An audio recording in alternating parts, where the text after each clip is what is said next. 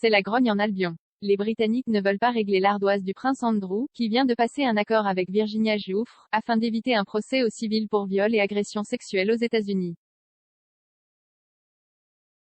Si le montant entre les deux parties reste confidentiel, plusieurs estimations l'évaluent entre 7,5 et 12 millions de livres sterling, soit entre 8,9 et 14,3 millions d'euros.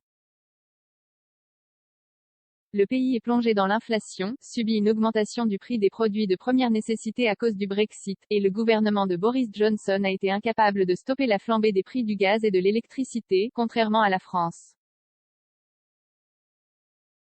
Payer en plus la note du fils de la reine afin de lui éviter la prison ne passe pas du tout. Des voix s'élèvent pour demander la transparence des comptes, notamment ceux de la reine. En effet, comme le relaye la BBC, il est fort peu envisageable que le frère du futur roi du Royaume-Uni possède les fonds nécessaires au règlement de l'accord. Fonds publics et privés. Du temps où le prince Andrew était en activité en tant que membre senior de la famille royale, il percevait 250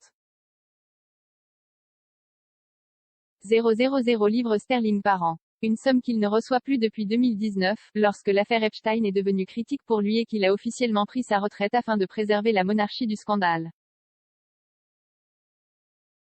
En tant que retraité de la Navy, il touche également 20 000 livres sterling de pension. Ce n'est donc pas avec ses émoluments qu'il pourrait régler une telle somme. Du côté de ses biens, le prince avait acquis un chalet de luxe à Verbier pour 8 millions de livres sterling avec son ex-femme, Sarah Ferguson, en 2015. La vente de cette propriété est en cours. Cela pourrait combler une partie des frais, mais le compte n'y est pas. Les regards se tournent donc vers Elisabeth II, qui, elle, a assurément le montant nécessaire. Les revenus de la couronne proviennent à la fois des impôts payés par les Britanniques, le Sovereign Grant, et de ses nombreux biens immobiliers, pour beaucoup des terres dans le Yorkshire, le Lancashire et à Londres. Chaque année, les comptes de la reine sont publiés et les citoyens peuvent voir comment ce qui leur est taxé est dépensé par le palais. Ainsi, l'année dernière, la couronne a perçu 86,3 millions de livres sterling du gouvernement pour payer son personnel, assurer son train de vie, les voyages officiels ou encore entretenir certaines propriétés. Reste à savoir si la reine va mettre la main à la poche pour aider financièrement son fils préféré, et, principalement, de quelle poche il s'agit.